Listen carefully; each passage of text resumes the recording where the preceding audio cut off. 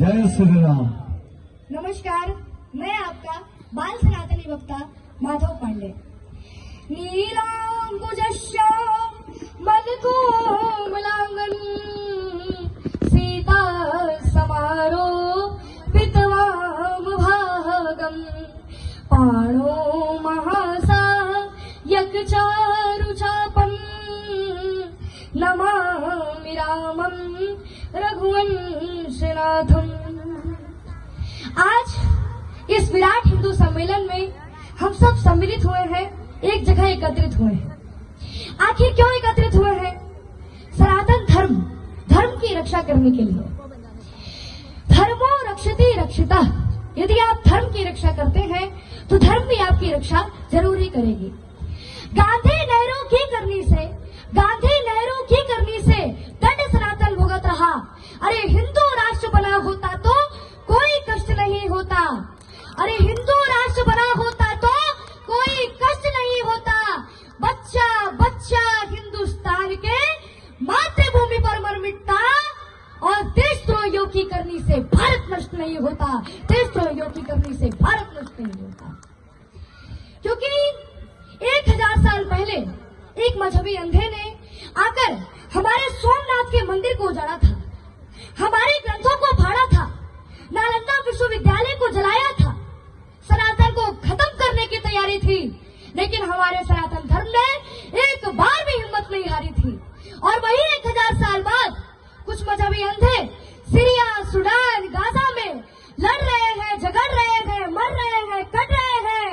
और वही दूसरी ओर हम सब सनातनी अपनी संस्कृति और सभ्यता को लेकर आगे बढ़ रहे हैं। राम कोई इतिहास नहीं जो इसे भुला दिया जाएगा।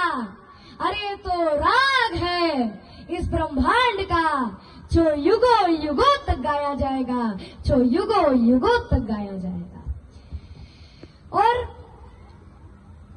अब मैं हमारे छत्रपति शिवाजी महाराज जी के बारे में कुछ बोलना चाहता हूं। पर देखिए, क्योंकि भगवान श्री राम जी का अब मैं कुछ थोड़ा सा वर्णन करना चाहता हूं।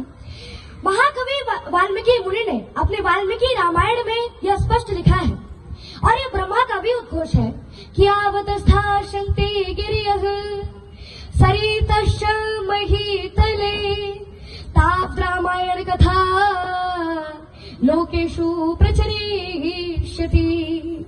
अर्थात जब तक धरती पर पहाड़ के अस्तित्व रहेंगे, नदियां बहती रहेगी, तब रामायण कथा लोकेशु प्रचरिष्यति, तब तक भी राम की कहानी घर घर में कही जाती रहेगी। ऐसा होने में किसी की मेहरबानी नहीं है, क्योंकि हमारे प्रभु श्री राम जी की कहानी ऐसी।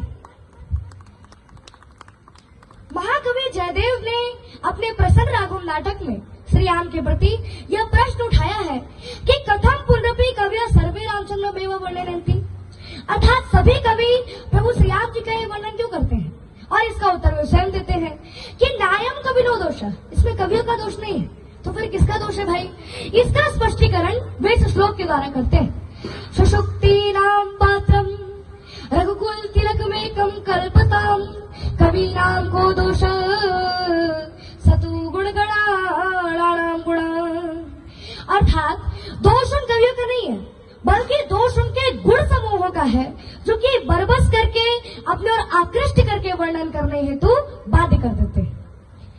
अब मैं हमारे छत्रपति शिवाजी महाराज जी और शाबाजी महाराज जी के बारे में कुछ बोलना चाहता हूं।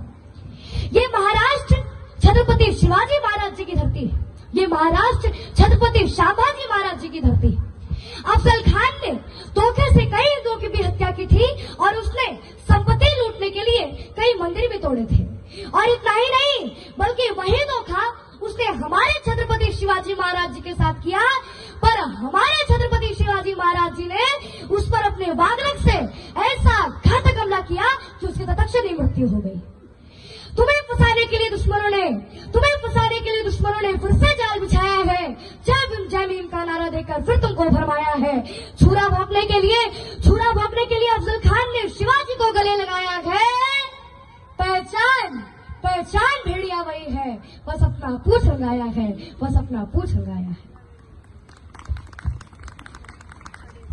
विश्व विदित शिवराज